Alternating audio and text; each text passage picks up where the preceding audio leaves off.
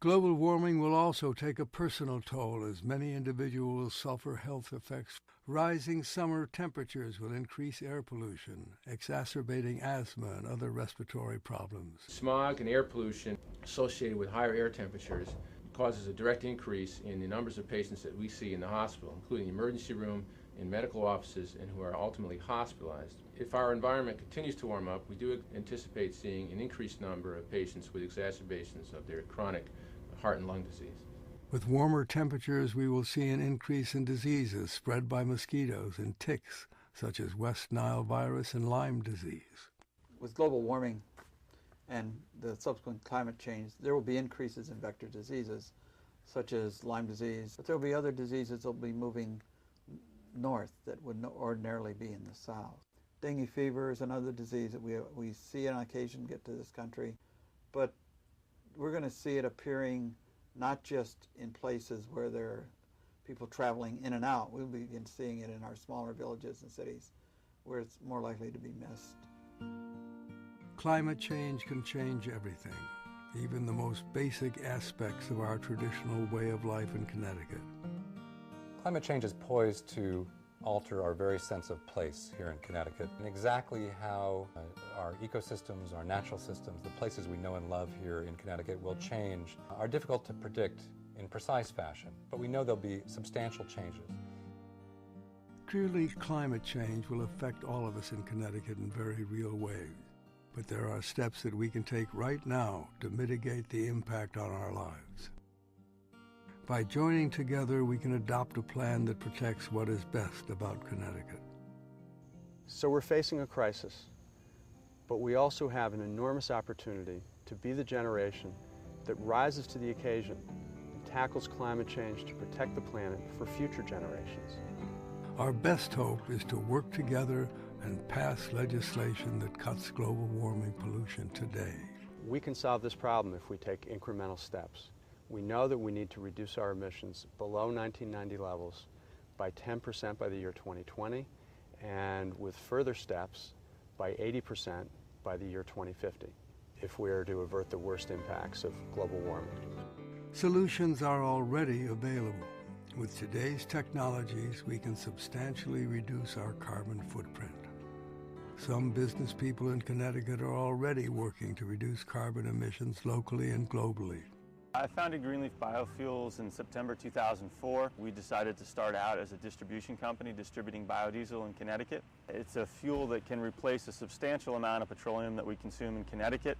It can be used in diesel engines as well as home heating systems. It's definitely a fuel for the future. The emerging fuel cell and hydrogen industry is an early stage industry. Valence is in a growth cycle. We are in an expansion stage. High-pressure hydrogen gas that is manufactured on site where you use it is right now very much in demand. Far from being a burden on the economy, increasing our energy efficiency and use of renewable energy sources can have a strong positive benefit for our local businesses and our state's economy as a whole.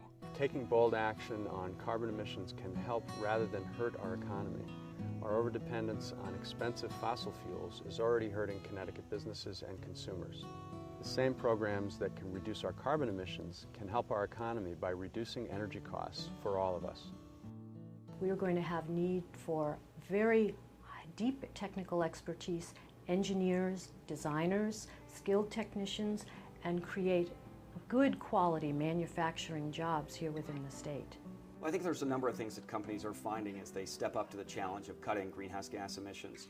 I think they're finding in particular that to the extent that the key way to do this is through energy efficiency, they can save money on their energy bills. If we looked at health costs versus economic costs, we'd realize, in fact, that we have tremendous ability to gain. Taking on carbon emissions will have an economic benefit for us.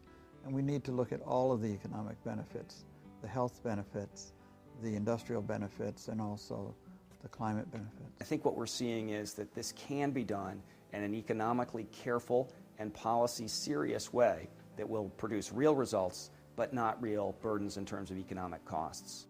There are tremendous market opportunities available to those companies who become early adopters of green energy technology. Connecticut's economy will also benefit if our companies are leading the way. People who are going to win the economic fights of this century are the ones who take the earliest action. The problems associated with the dependence on fossil fuel are not going to go away.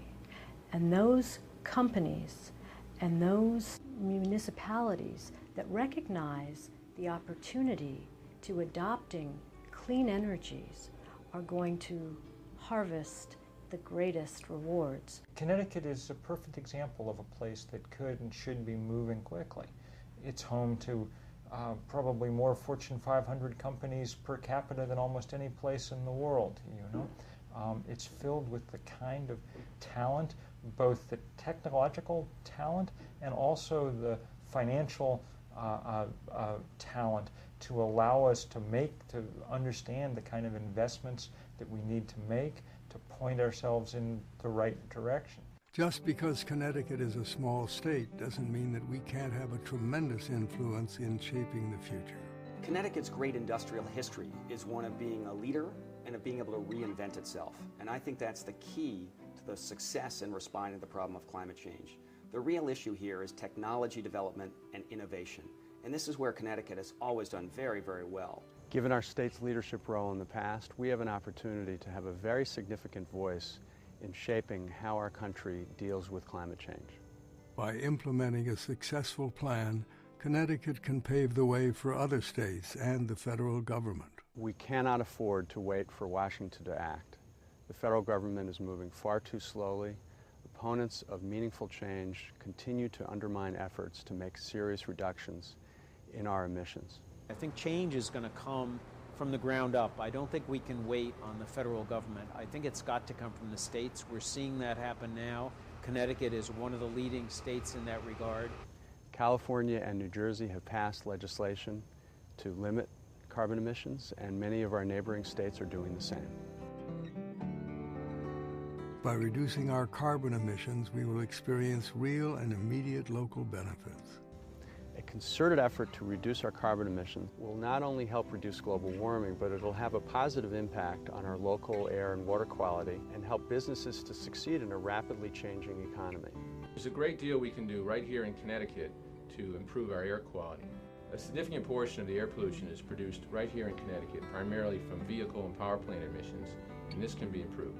Cutting our carbon emissions will also begin to lead us to energy independence, a goal that we all share. Many individual citizens have stepped up to the climate challenge by reducing their own use of fossil fuels. We now need to unite these individual efforts by creating a comprehensive statewide plan. Voluntary measures are fine as far as they go, but by themselves, they will not be enough. We need to be able to count on compliance so that we know that we'll achieve the targets. All around the country, I hear all the time from people saying, I've screwed in my new light bulb over the kitchen table. So what do I do now? What next? And the answer is, once you've screwed in the new light bulb, then you need to screw in a new state and federal policy about energy.